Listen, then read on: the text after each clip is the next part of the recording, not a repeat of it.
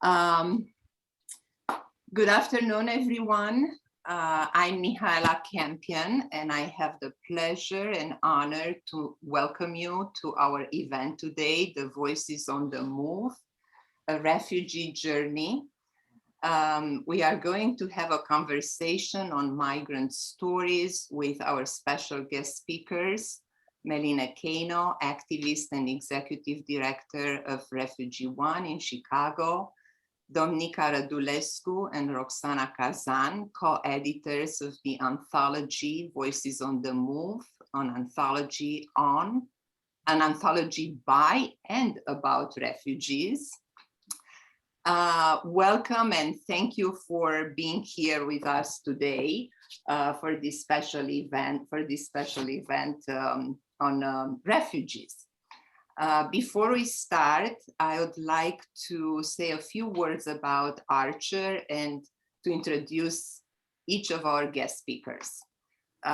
This event is organized by Archer, Romanian Coalition for Human and Equal Rights, a nonprofit organization, which mission is to empower the members of the diaspora to become active supporters and advocates of social justice and human rights in our communities.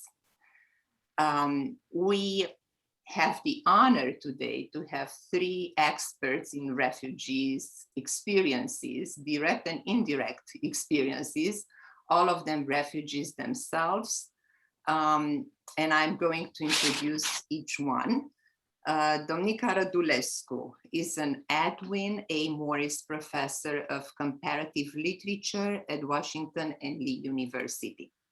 She holds a master's degree in comparative literature and a PhD in Romance languages from the University of Chicago. Domnica is the author of three critically acclaimed novels, Train to Trieste, which I believe was translated in many languages, Black Sea Twilight, and the last of her novels, Country of Red Azaleas, published in 2016. She's also the award winning of different plays. She is twice Fulbright Scholar. She has, I don't know, so many accomplishments, Domnica, that it's going to take me a very long time to list them all. But also I would like to mention that you are the co-founder of the Women, Gender and Sexuality Studies program at Washington and Lee University, and also the founding director of the National Symposium of Theater in Academia. Thank you for accepting our invitation and being with us today. Melineh Kano, activist and executive director of RefugeeOne, has been with the organization since 1985. Wow, it's a very long time ago. She became the executive director in January 2013. Melineh has overseen the creation, implementation, and evaluation of all RefugeeOne programs, and also its growth from 3-person staff to today's 40 plus. Melineh is part of, and has been part of developing many national initiatives, such as the creation of HIV/AIDS medical case management for refugees, and also providing technical assistance to newly formed mutual aid associations locally and nationally. As an Armenian refugee from Iran, resettled by RefugeeOne in 1984, she is very passionate about creating a welcoming community for refugees from around the world. She received her degree in business management from the University of Rome and is fluent in 5 languages: Armenian, Farsi, French, Italian, and English. And I have to add this, I don't think it's a secret for anyone. From our 11 years of working together, I'm pretty sure I can confirm here that you understand Romanian quite well, and you know a lot of words in Romanian too. Roxana Cazan, a writer and co-editor of the anthology Voices on the Move, an anthology by and about refugees, is a Romanian immigrant to US. Her work has mostly and recently been featured in different magazines like Poets Reading the News, Flashes, Switchgrass Poetry Review, and others. She's also the author of The Accident of Birth, a poetry book published in 2017, and she's the co-editor of Voices on the Move, an anthology by and about refugees, published in 2020. Roxana lives in Oklahoma City, where she's working on a manuscript that explores women's experiences during the COVID-19 lockdown, a topic that I'm pretty sure we are going to discuss about more because it's such an important aspect of our experience during the pandemic. Again, welcome all. I feel honored and I have, a great pleasure, and I feel grateful to be in conversation with all of you today. Before we start, a few things about what's going to happen here. For those who are watching us live, if you have any questions or comments, feel free to post them in the comment section of this video. Raresh, our expert at Archer, will take care of your questions and will present them to the guest speakers at the end when we leave about 10 minutes for answering them. We are going to, for those who are not going to watch us live today, feel free to post your questions and comments when you do that. Maybe people in Romania or Europe will decide to watch later on. If you want to find out more information about Archer, follow us on social media. You can also check our website at archercoalition.org.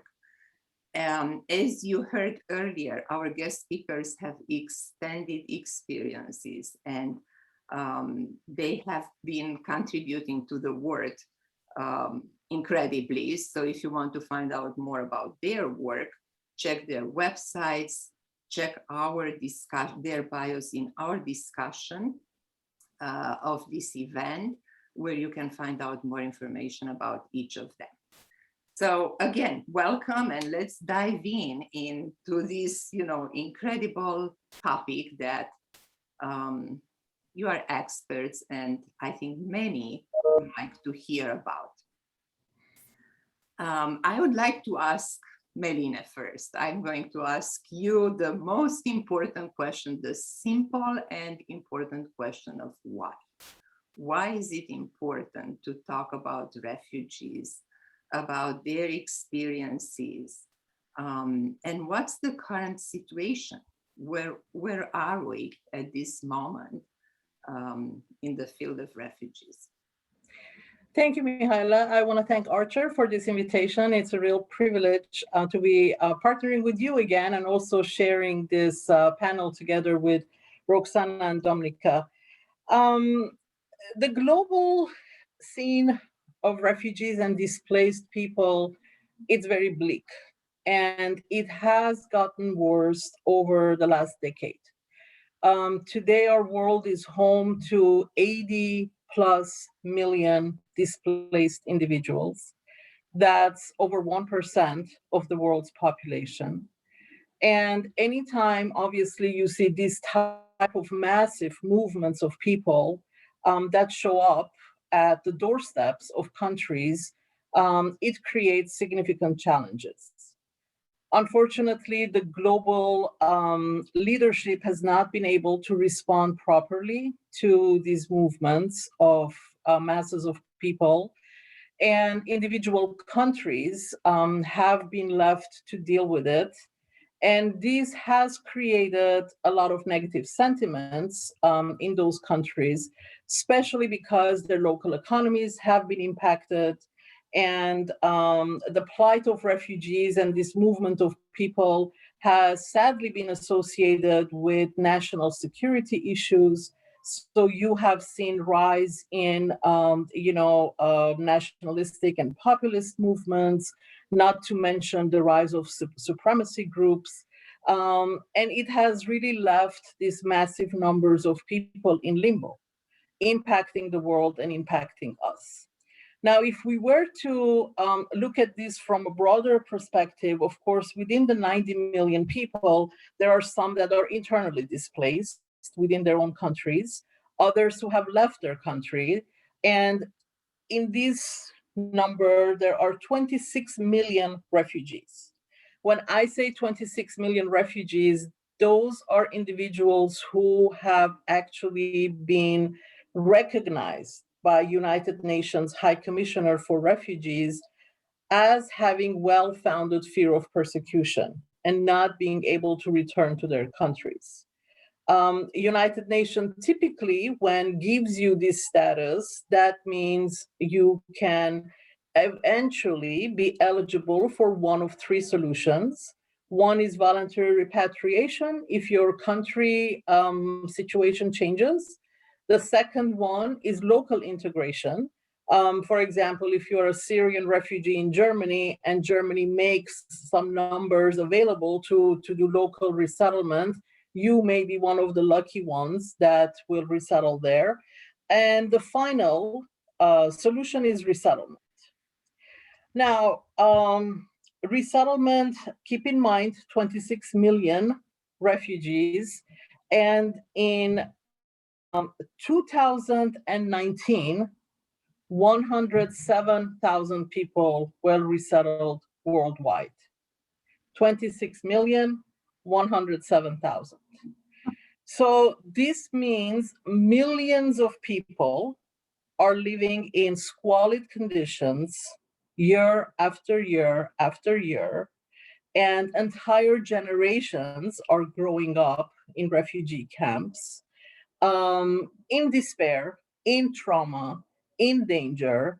We hear horrifying stories of people being trafficked, children's organs being sold, refugees themselves selling kidneys and eyes to be able to provide for their families. It's just a humanitarian crisis, really, of a horrific magnitude. You know that in the last 4 years, United States has always been a leader in the world for resettlement. But in the last 4 years, this changed. For the first time ever during the Trump administration, this became a very bipartisan issue, partisan issue. Up until then, we always had bipartisan support. Both Democrats and Republicans considered refugee resettlement a humanitarian program. And of the 107,000 refugees resettled, usually more than half would be resettled in United States. But of course, now things changed for us. In the last 4 years, we saw the program, lose a lot of infrastructure, policies changed, and when United States sets a trend, unfortunately and fortunately, others, follow. In this case, I will say unfortunately, because when we reduce number of refugee arrivals, of course, others in the world say, well, if US is not taking them, why should we take them? Even it impacted rescue efforts. You started hearing people dying in the Mediterranean Sea because the European Union started going into crisis of, if people are not going to get resettled, what are we going to do with all these people? We cannot keep them in our countries for years. So everything has been impacted, and the nature of refugee crisis has changed. Before, there would be a crisis, whether it was the war in Kosovo or Bosnia, or the situation in Romania, or the war in Vietnam, that would generate refugees, and the world would deal with them. And then we would move on to the next group. Right now, this is not happening. For example, there are about 7 million displaced and refugees in the world. 7 million. and not even, I would say 10% have found a permanent solution. It has been 10 years since the Syrian war. So the problem keeps getting compounded, and other populations come on top of others who have already been waiting for decades. And unfortunately, there is no global leadership to find a solution, a durable solution to this crisis. That's why I think, as concerned global citizens, it is our responsibility to become aware of this and to take action, to become the voice of refugees, and to start advocating on their behalf. Otherwise, the problem is just going to get worse, and the negative impact is just going to continue. I will stop here, and so we can have a longer conversation addressing other issues. Thank you, Melineh. This is very helpful. I think it's important for everyone to hear that the refugee experience, it's a complicated issue. And when we talk about immigration, we have a tendency to kind of not differentiate between different status, right? The legal status and the experiences that people go through and the hardship that refugees in particular experience. The next question that I would like to address it to all of you is related to your personal attraction to this topic.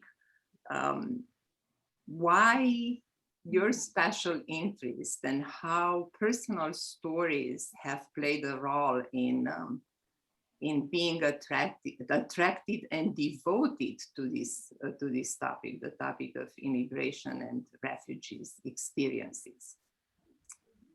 Who wants to start? I can start. Please, Domnica. I wouldn't say attracted, that I have been attracted to this topic. I would say, though, that I've been living it ever since I uprooted myself from my native Romania and became a refugee, a political refugee, in 1983 when I escaped from Romania and to Italy, and then immigrated and settled in the United States. And I think the experience of uprooting, of displacement, when you are an artist, which both Roxana and I are and have been for most of our adult lives, the experience of uprooting touches and transforms you in a very radical way and in an irreversible way. I would quote Edward Said from his reflections on exile, who said, "Exile is the unhealable rift between a person and a native space. Its sadness can never be surmounted." And while as the poet Joseph Brodsky also said, one runs away from something bad to something better,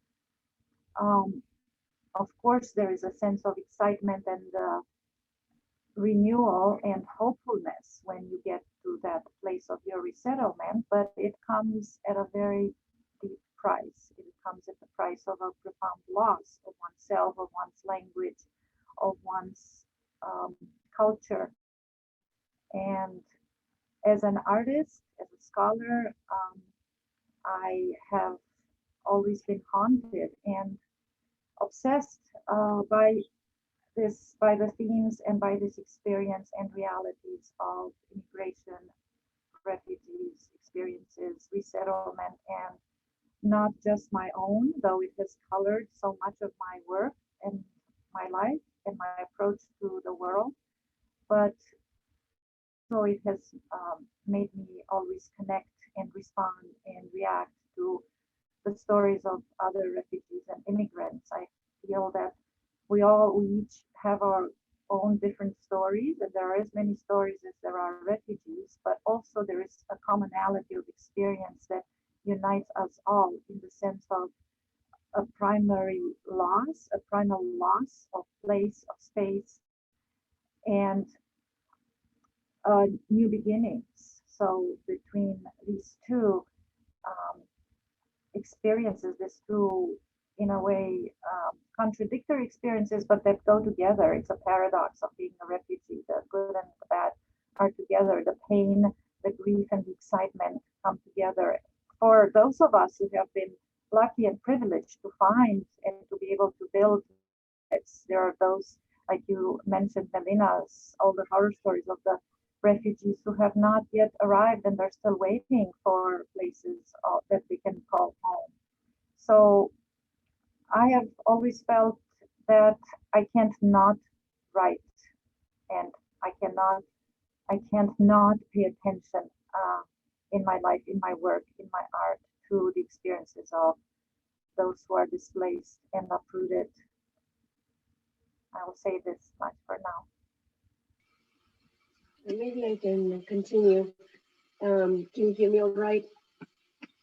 I just wanted to say thank you for having me here with such wonderful guests, and to also apologize for my online behavior during this talk. I'm really sick. I have a cold, so I'll be pausing my camera. So just to give you a little bit of warning, if you will. But my experience with immigration is one of privilege that was thrown into shock, into trauma, if you will, by an experience that happened to me in 2011 when I became a citizen of the United States. And that for me was tragic in many ways, because it really made me question who I am, what my values are, what does it mean to have an allegiance to a place. It made me question the idea of home and belonging and all these things that I have not really had a chance to think about before.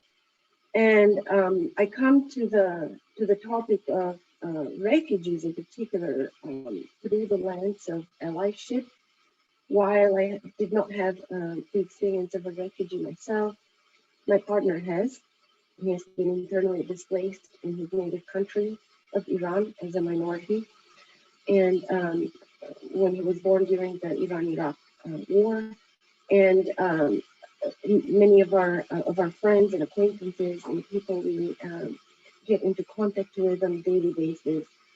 And so I am trying to develop my awareness of that through ways in which acknowledge my privilege and allow me to use my privilege to empower others. I come to the topic of refuge in general through poetry, my own, and the poetry that I read, the literature that I consume, the art that I consume. I'm profoundly inspired by the work of poets who engage with this issue so powerfully. And if I mention a few names, I'm going to leave out 100 others. So I can maybe suggest a list in the comments later of individuals that inspire me. Maybe my answer.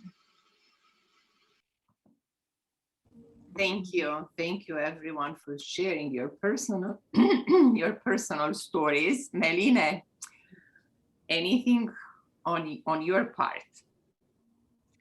Why the refugee field? Why the refugee field? Similar to Domnica, I'm not going to say it was not by choice. Just life. My family and I became refugees after the Iranian Revolution in the late 70s. I was in my teens at the time, and I used to live in Europe. So for me, it really didn't impact me hard at the very beginning. I don't think as a teenager I was really comprehending the fact that we can never return home and that our lives had changed forever. But because I was a student in Paris and then moved to Italy to join my brother, and I spoke the languages, by default, I became the interpreter for refugees. who were there. Thousands of refugees, both Armenian refugees from Iraq, who had left Iraq because of the Iran-Iraq war, and Iranian refugees because of the situation in Iran and also the war. Up until now, 40 some years since that experience, I remember the despair in families and in individuals. Grown men crying because they had been rejected by the US for the refugee status, and they didn't know how to help their family. The daily going back and forth from home with their limited resources and walking most of the way to the offices of World Council of Churches in Rome, which is where the names of individuals who were being processed would appear on the wall, whether or not they had been, their name had come up for an interview or not. So just witnessing all of this and just the willingness to do anything to have a second chance for life. I think all of this impacted me in a way that I decided, if I can, I want to make this my career, and I want to help refugees even after my resettlement in the US. So that's, why the decision of wanting to keep on helping refugees and help them have that second chance to start a new life, that I witnessed personally, was a life-changing experience for whoever was being approved for resettlement. Yeah, and you are doing an incredible job for so many years. Thank you. A lot of contributions there. What do you think is the impact of your work on refugees' experiences? And that's, you have a direct impact working in an organization that serves refugees, the resettlement, the experience of, becoming part of a new society. But Domnica and Roxana, you have a different type of impact that you can make through the work of art. So how do you think that's going to increase awareness in the refugee world? And not only, I think we need to increase awareness to the mainstream population about the refugees' experiences, because many people don't know. It's like not having an experience, how to know about it. Through sharing, I think it's very important for everyone to get some kind of a level of awareness of what's happening in that journey, to a person who was displaced and then to the arrival in the United States. So my question, which kind of tended to be longer than I thought, is what's the impact? What's the impact of your work? What do you think happened? I want to first show the book that Roxana and I co-edited. Yes. Joyfully and Gloriously, Voices on the Move, with a beautiful cover by Florinda Ruiz. It's hard to when you're an artist and you don't work with actual numbers like Melineh does, that you and Melineh do such extraordinary work and very immediate. You can see the results and the impact right away. As an artist, it's much more fluid. It's hard to know what the impact is, but I am biased towards art as an artist, and the reason why I continue to tell refugees and immigrant stories and to focus on them, others' stories and my own, is because I do believe that the telling of stories and the power of art is that of opening hearts and minds, and because it shows the individual experience, and because through art, the audience, the public, the ones that is the receiver of the work of art, whether a story, a photograph, a poem, a play, they forget about their political allegiances and they get drawn into the story. And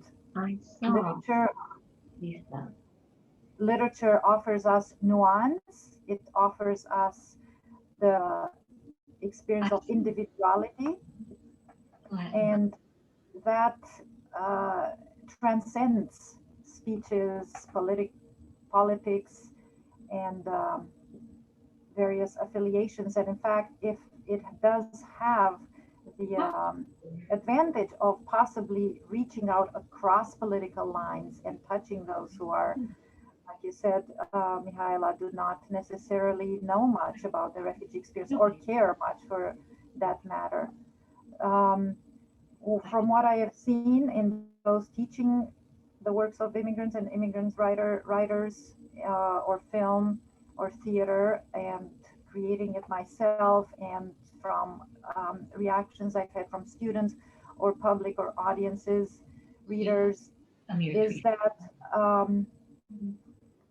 people open up, and those who have themselves experienced resettlement and displacement, they experience a sense of possibly healing. So our hope is that it brings a sense of healing together with raising awareness for those who are not aware and do not know these experiences. So healing would be our hoped for impact, and awareness and consciousness raising would be an impact for those who are not, who need to be sensitized to these realities, and including, most importantly, really policymakers. And I think both Roxana and I have examples of art that has influenced even policymaking, and that has opened hearts and minds, and or that has brought about healing. That's about what I like to say for right now. I concur with what Domnica said, absolutely. The power of narratives, the power of hearing people's stories and people's voices directly is absolutely transforming. And one of the things that we have been thinking together as we put this anthology together is the fact that typically refugees and other marginalized groups of individuals are the object of studies, especially in the academia. Both and I have served in the academia for a while. I now have migrated, so to say, out of it, and I work for local government. And we know, right, the ways in which, like a scientist, these communities get to be studied, but very rarely they get to be heard, and very rarely they get to benefit directly from the ways in which they are studied. And so by composing an anthology and allowing individuals to tell their own stories, we are trying to sort of like complicate maybe the ways in which knowledge and awareness of refugees' experiences are built not only in the academia, but also outside of it. I'm confronting right now in my employment difficulties that I had assumed, naive me, were no longer issues that my students were very astute in navigating and very much capable of understanding and implementing in their or changing their lives for the better. And so the experiences I have today reinforce the idea that the work that we have been trying to do here is actually very valid and very useful and very needed, because people literally don't know. Okay, thank you. Thank you. You know, for us and my work through RefugeeOne, of course, our entire mission is based on impact. The impact we have on the lives of refugees we resettle, on the community, the overall community, and as well as the impact we can have on shaping policies and laws that impact refugees both here, nationally, as well as globally. You know, we tend to always highlight the despair of the refugee program because, as I said earlier, you know, obviously we do have an intense crisis right now with everything that is happening, impacted by COVID-19, on top of everything else that was already in existence. But if you look on the flip side of, after refugees do get this chance for resettlement, 95% of employable adult refugees resettled through RefugeeOne are financially self-sufficient in shorter than a year. I mean, that's huge. For people who have lived 20 years in a refugee camp and have zero transferable skill and no English to come and gain enough English skills and everything else they need to start working 2, 3, 4, 5 months after arrival. Why? Because they have the resilience, they have the motivation, and they have the drive. And these success stories can go on and on and on and on. How kids are successful in schools, having had interrupted childhoods, very interrupted academic experiences. Yes, yet after a couple of years of being here, they are winning awards, and they are becoming valedictorians, and they are moving on to colleges and universities. And these stories need to be told. So the impact, the role of me and RefugeeOne is to tell this story and to deal with the fear, with the xenophobia that, unfortunately, negative narratives that are so very loud in our world right now have created amongst people. As human beings, we are afraid of the unknown. And how do we introduce, this program to the community is by creating bridges, where community groups can come together and co-sponsor refugee families. They sign up to befriend them, to raise funds for them, help them through the resettlement process. And 9 times out of 10, the co-sponsors turn around and tell RefugeeOne and their staff, thank you for choosing us. You have changed our outlook on the issue of refugees, refugee resettlement, and how much more similar we are rather than different. And I think this is something we should all engage in, create opportunities for people who are reluctant, who don't know about this, to learn more so that they can come to terms that this is not my problem or your problem or my neighbor's problem. This is the world's problem. Unless we deal with our problems, they'll just get bigger. They're not going to go away. We know this as human beings, and it's the same here. We are working, of course, with elected officials all the time. As an organization, we have invested in having a person who does nothing but advocacy, because we want to once again make this program bipartisan and try and create some kind of once again national leadership in making sure that we address these issues. Yeah. Wow. One other thing I wanted to add very quickly. When you are listening to stories, either that they're recorded in an audio type of medium, or you read them, or you see them on a website, in a film, what have you. And this is from the perspective of allyship, is you become an engaged listener. So it's really important, I think, when we connect or try to connect with individuals, to realize that we actually share a lot more things in common. It's important to listen to them and to be active listeners. That is, to let them tell their story and finish their story. Typically, we tend to interrupt. And when we have a conversation, that can take away from one's, narrative flow. But when you write an anthology, or you depict these success stories on a website, or words, or what have you, programs, then you allow these individuals to finish their stories, and for the audience to sort of like be active listeners. I think that's important. Thank you. Excellent points from everyone, and I think the storytelling, it has so much power packed in it for the teller and the listener. The catharsis happens when we share our stories and when we listen to the other stories. I think it's the power is right there. And also dismantling all the myths that are around refugees. I think it's a lot that we hear in the media, we hear from other people, you know, that fear that Melineh talked about, and you, Domnica, and Roxana. I mean, it's like, absolutely, when you don't know, and that's the power of storytelling. When you don't know, you make all sorts of assumptions. You know, this person came here to steal my job, or to, you know, stay on welfare, or all sorts of, you know, incredible assumptions that people make in the absence of information. But it's not only about information what we are talking about here. We talk about storytelling, and storytelling is powerful. It's more than just sending an information to another human.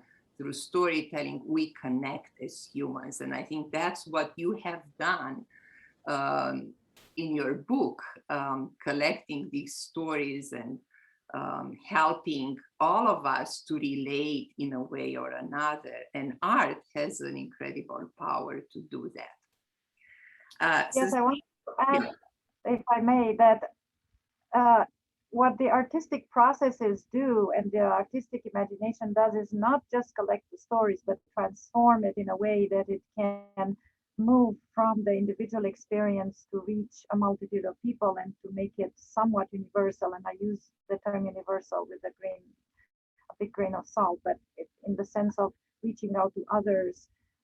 And that also art, the power of art in itself has a healing, an incredible healing potential for the immigrant and for the refugee person. And I want to give, for instance, an example from our book of the visual artist Claudia Bernardi, whose essay and artwork is here in our book, and who worked with unaccompanied minors held in detention.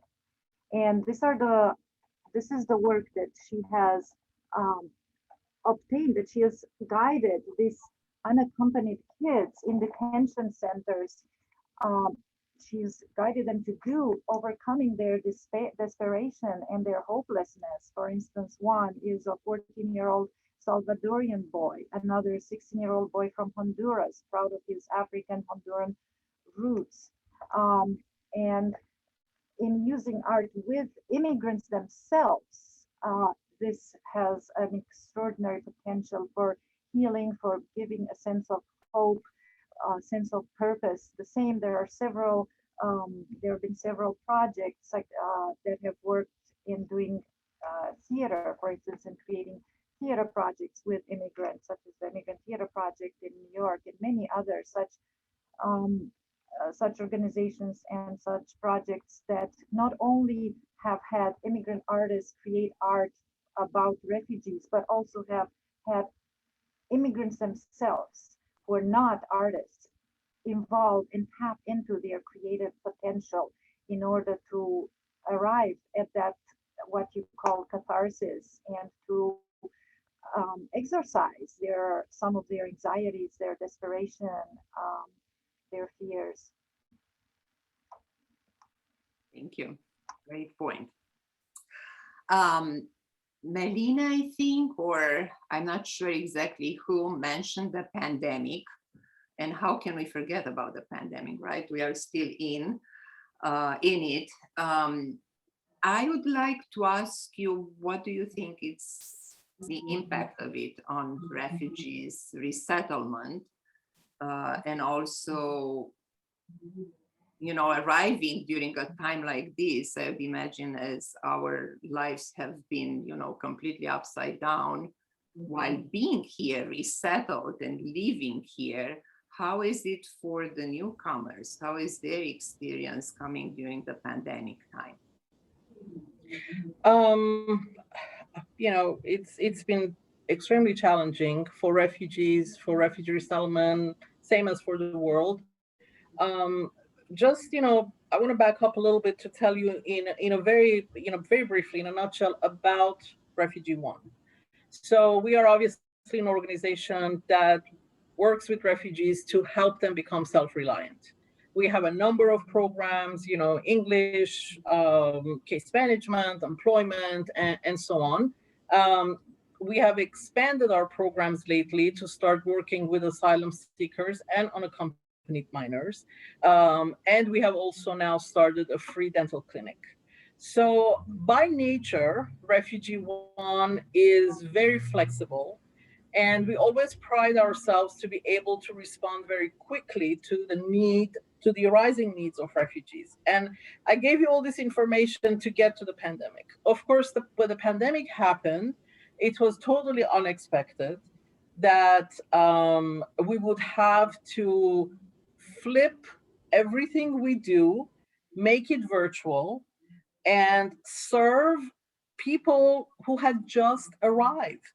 I mean, when the shelter-in order came, we had refugees who had just arrived 3 days before that. And they were so confused about what was happening. And we had a choice of either, hoping for the best or putting our staff at risk and continuing to help, these clients. So of course we had to find, the middle way, and we had to reinvent ourselves, if you will, because overnight refugees lost their jobs. Majority of our refugee clients are in the service industry, working at hotels and restaurants and airports, so suddenly no livelihood. Many of them did not have 6 months of employment, so did not qualify for unemployment benefits. Many of them did not have a year of residency and had not filed income taxes, so did not qualify for the stimulus checks. So you had, as an organization, we suddenly had hundreds and hundreds of people who had no money to live. So we had to mobilize in the middle of a pandemic, mobilize volunteers who agreed to put bags of food together and drop them off at the doorsteps of refugees' homes.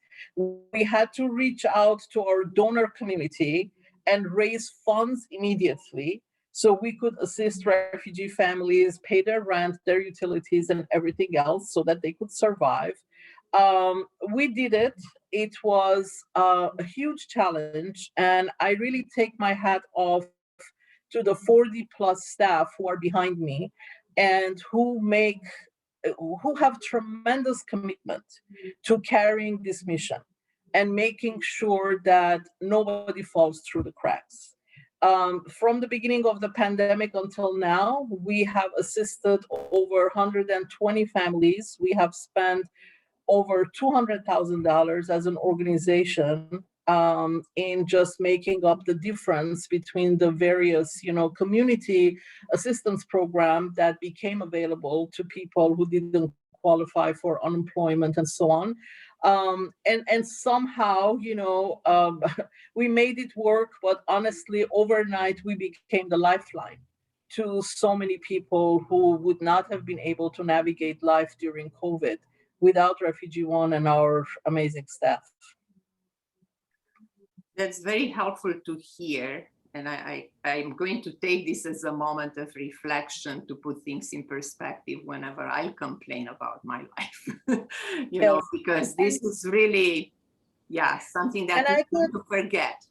And I could go on and on and on. One of the first things that we heard when we were sheltered in was to limit our interaction with people.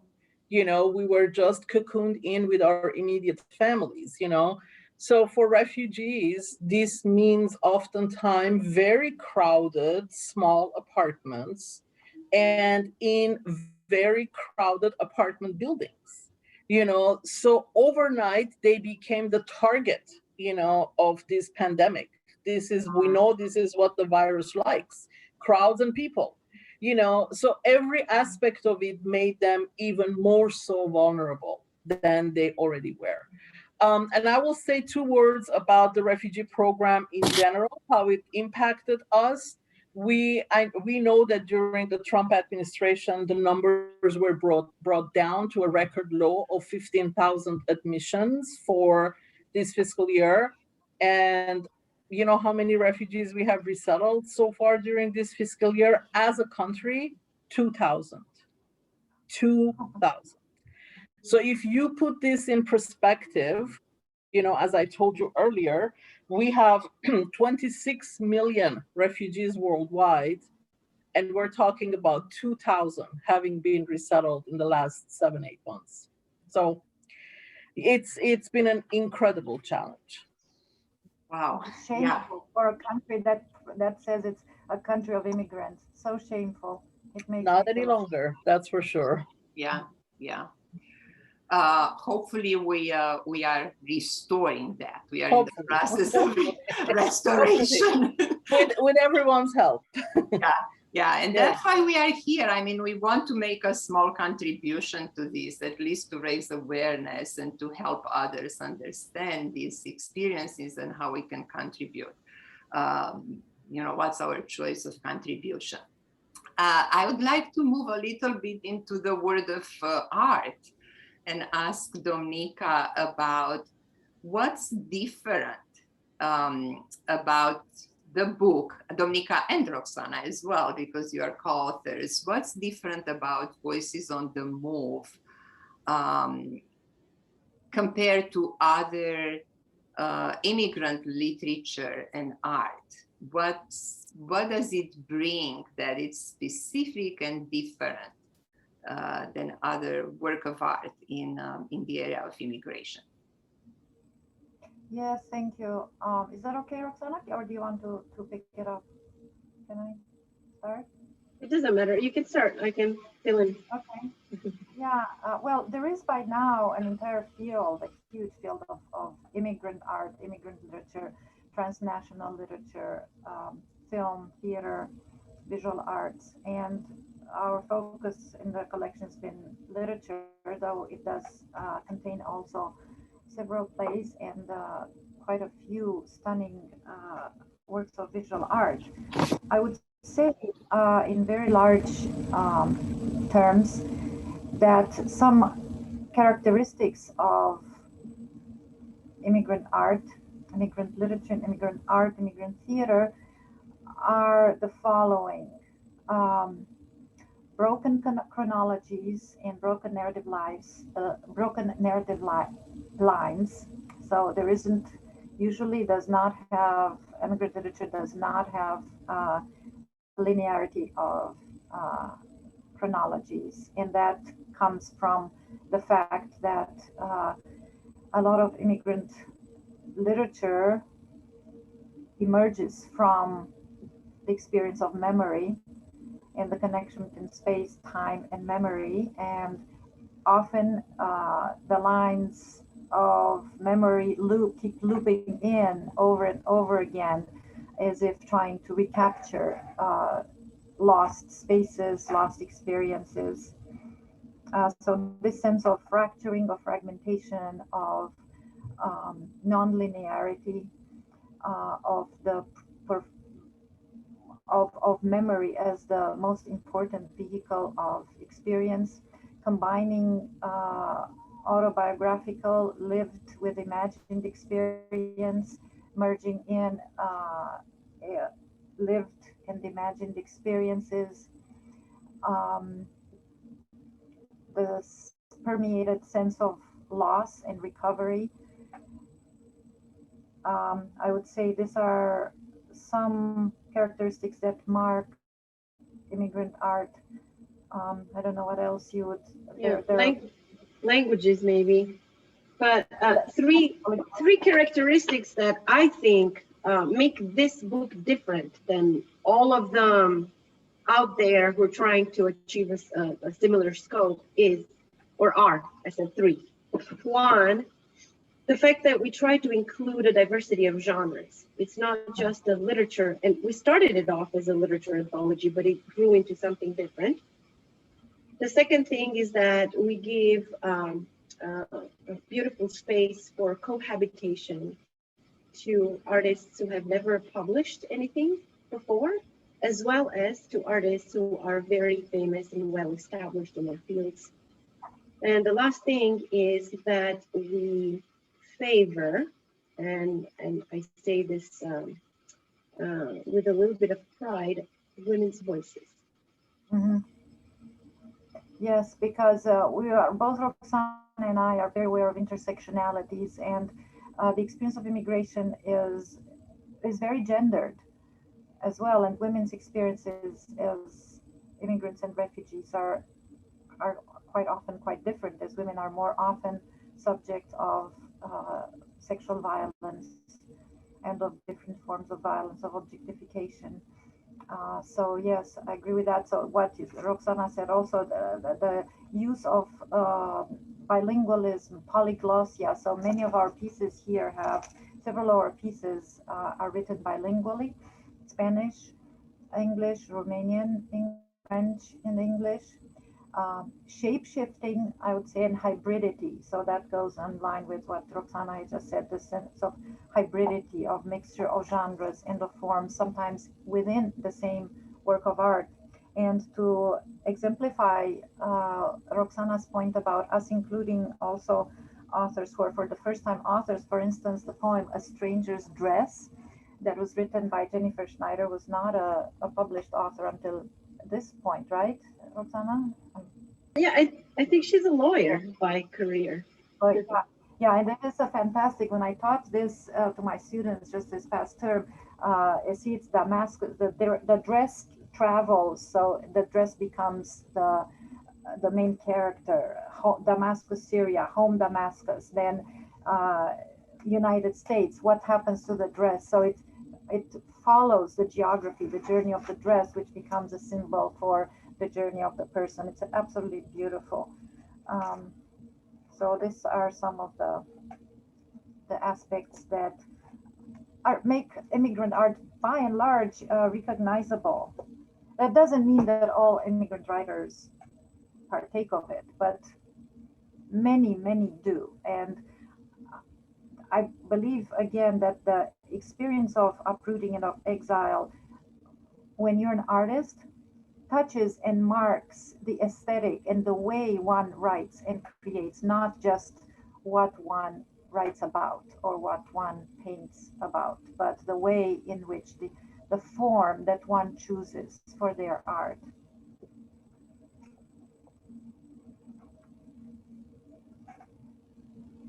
I was muted.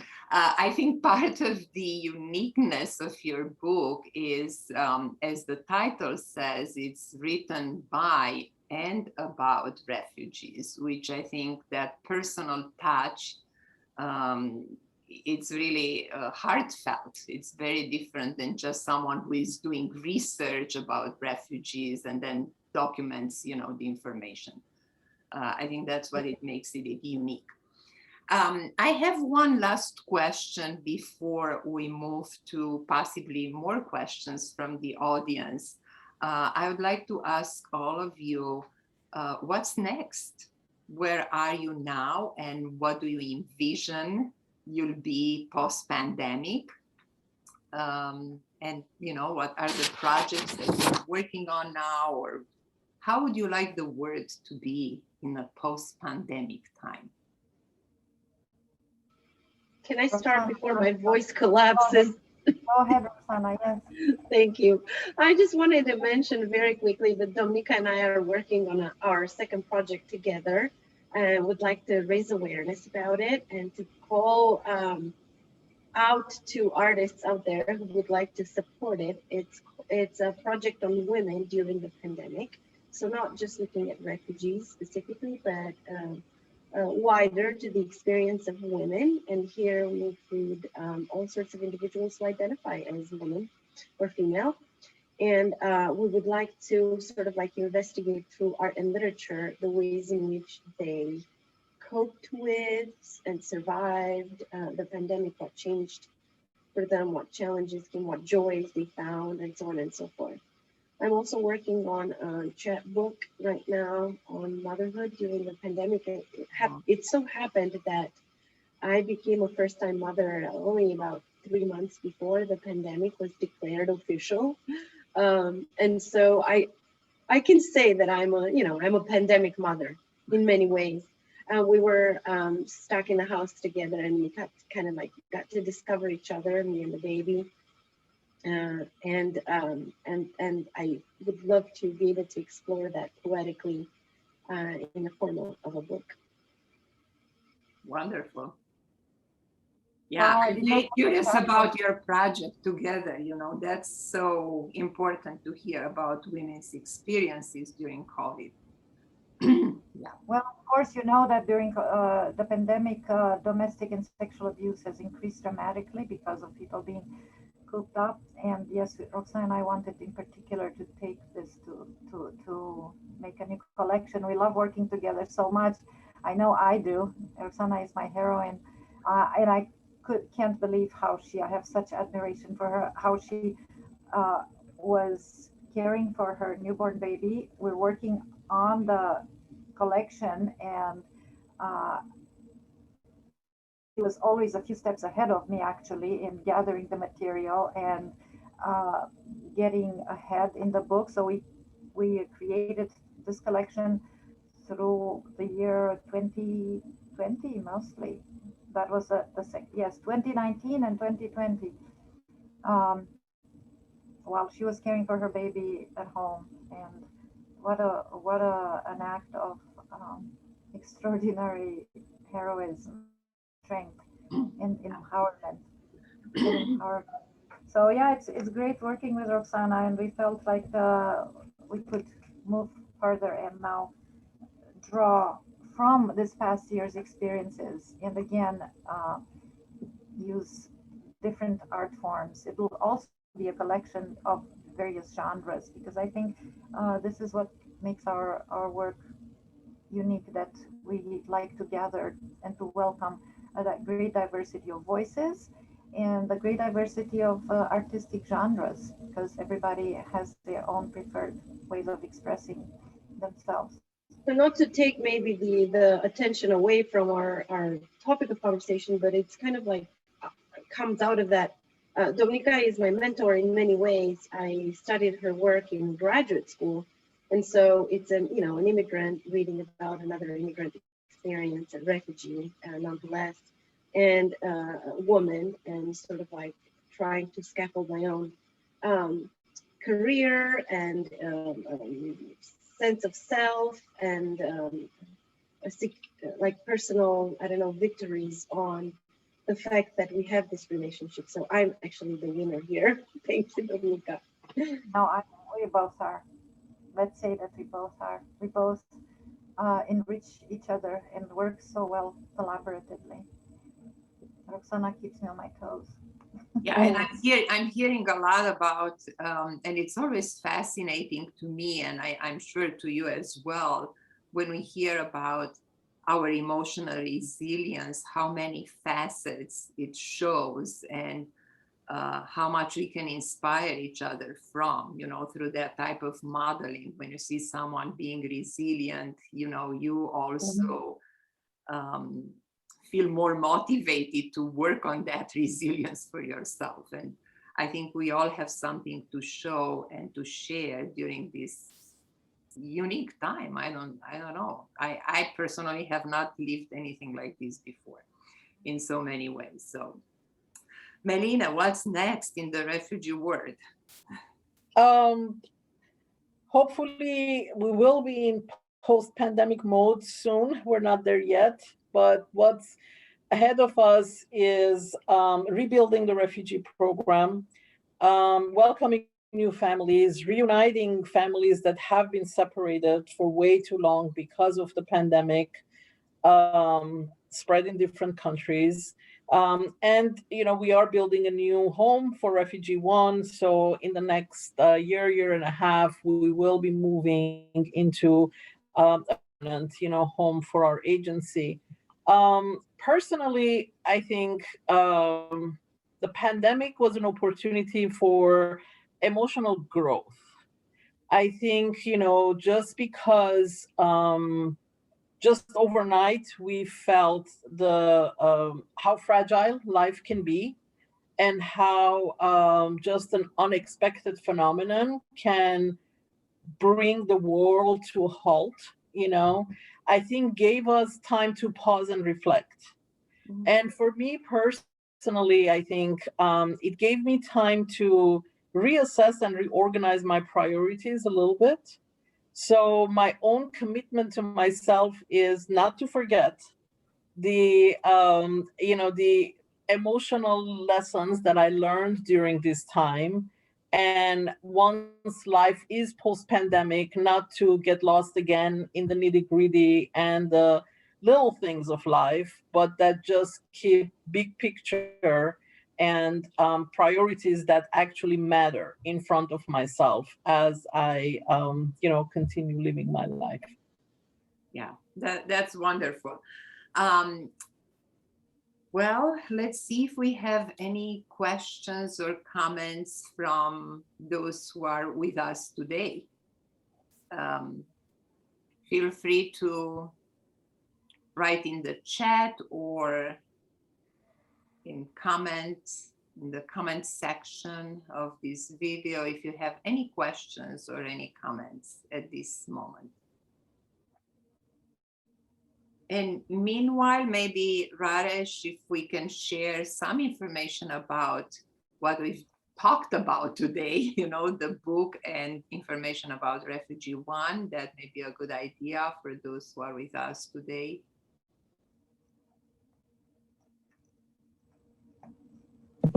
Of course.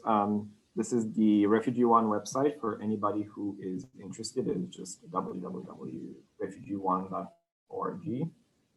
Where you can learn more about what the organization does, their history, and what resources they offer to people. It's a great resource. I'm going to interrupt you for a minute. Can you click on events? Yes, of course. So we do have an upcoming virtual benefit, and it's free. Feel free to RSVP so you can get your link. It's 45 minutes of pure inspiration. So please plan on attending, invite folks to attend with you. It's not long, it's not boring, it's amazing. So I've seen some sneak previews of what the program is going to look like, and I really encourage all of you to RSVP.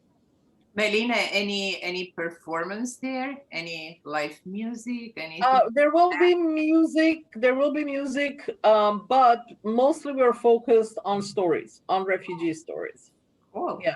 Very nice, very nice. Exactly what we are discussing about here. Yes. Okay, and the book? Yes. Next, I'll present you the book that we've been mentioning a lot in this conversation by edited by Domnica and Roxana. You can find it on many places, mostly like Amazon would be the most convenient to people, most likely. It's a great book, and we cannot stop ourselves from recommending it to people. Thank you. Yes, and a little bit of Archer, maybe. Just yes, so everybody knows who we are. And why are we here? Of course, we are Archer, and you can follow us on social media, on Facebook, Twitter, Instagram. We have a wonderful website where you can find more about our mission. We post about our events. We also have a running blog where people contribute wonderful pieces, and we try to keep it updated every week. If you want to look it up. We're also recently on YouTube, where probably the recording of this conversation will go as well. So if you want inspiration, there's always some to be found there. And if you are interested to contribute, feel free to reach out to us. Roxana is a major contributor to the blog. Her articles are written wonderful articles on Roma justice and Roma people. I really urge everybody to read her blog. So fantastic. Fantastic. 2 articles actually that caught the attention of so many. Well, do we have any questions, any comments, any curiosity about what we can do and learn about refugees' experiences?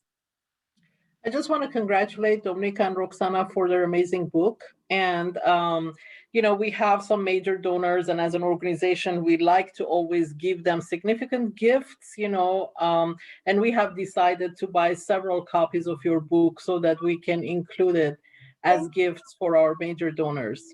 Melineh, that Oh, wow. Thank you. Wow, that's amazing. Thank you. That's wonderful. I was going to say that I would like to donate some book myself to your organization. Yeah. Oh, thank you so much. That's Wow. really helpful. No, That's thank you. wonderful. Thank That's you, thank wonderful. you. Such an inspiration, such an inspiration for many. And Yes. finding that voice through art, I think, or in any way, I think we have, I read the other day somewhere, I don't ask me exactly where, that there is no such thing as being voiceless. It's just that we don't have the opportunity to have our voices heard. And I think this is the way, what we do here, what each of you does, it's a way of inviting everyone to have a voice and to have the courage to express. And that's a wonderful contribution to the work. So if you don't, Do you want us to read a little bit? Do you sure. want us to read, Roxana and I, to read a couple? Absolutely. Yeah, if we Roxana, don't have wonderful. questions, maybe we can, yeah, just end with a little bit of reading. Roxana, why don't you read your OMB that I love Okay. so much? Yeah, I just wanted to offer another quote that I remembered in conjunction with what Mihaela said about being voiceless. Arundhati Roy says, there's no written such thing as the voiceless. There are only the deliberately silenced or the preferably unheard. Exactly. Yeah, thank you. And That's what I read. amazing. So my poem Bleed is written in the shape of a definition, dictionary definition. Now, the characteristic utterance of goats or sheep, a sound similar to their cry. My grandfather raised 2 gray goats. The goats had earrings shaped like knives to plot ancestry. I was born during that terrible drought, a meat monger, a mouse atoning for its hunger. Like me, every animal had to prove their usefulness, unbutton their bodies for the country, like women their wombs. My mother was like a chicken full of eggs. Every year she'd cannonball one, catch it before it hatched, the cleaver plunking to cut all vessels before sunrise. 2 survived. I became a sea song. My body became a shark with silver teeth harpooned into the shore. But the country did not want a rotten girl. The verb bleated, bleeding, bleats. To cry yourself to sleep on a boat or a plane. Border benches are not all painted yellow. I wanted everyone to drown inside me. I was so lonely, I wanted to pickle my tongue. According to my mother, it was best to find a man soon, have my breast bitten into like plums. On the other side of the ocean, I revisited its shoreline. The sea was almost dry. I found dregs of people, dry like shed skin. They came afloat like men of war. To whine when you cannot hold the grief in. I can only hold my breath for a little while. I cannot swim well. At some point, I forgot the language. Words became dumb butterflies. At some point, I rerouted my veins. They had to reach a safe place at some point. Thank you. I love this poem so much. I could read it over and over again. And if you don't mind, I'll read a couple of lines from my play in the book that is called, there is an example of immigrant theater writing because it is entirely written in, it is entirely bilingual, French and English, and it's called Bienvenue à la jungle de Calais. Welcome to the jungle of Calais. It was inspired by stories of immigrants in the camps of Calais during the years when those camps were atrociously crowded. And it has, at times, it has a chorus, sort of inspired by Greek choruses. And I'll read from one of these choruses where the characters are getting ready to leave, to move, to get the sense of movement. On va partir dès l'aube, we will leave at dawn. On va partir sur les grands chemins, we will leave on the big highways, on the smaller roads, on the sea. sur la mer, sur la Manche. On va traverser. We'll cross the channel. We'll cross in the boat we made. On va traverser dans le canot qu'on a fait. It's only 82 kilometers. We can sail 82 kilometers. If others have done it, so can we. On va le faire. D'autres l'ont fait. Nous aussi pouvons le faire. Thank you. So much. I feel so grateful and, touched by everything we discussed today. Thank you for being here, accepting our invitation. Hopefully we'll have another opportunity in the future to continue. I think it's a lot that we can capture about refugees, about women's experiences, the post-pandemic, pandemic, everything that we are dealing with these days. But for today, I thank you all, and I appreciate accepting our invitation, and I wish you good luck in everything you continue to do and contribute to the world. Thank you. It's been a pleasure.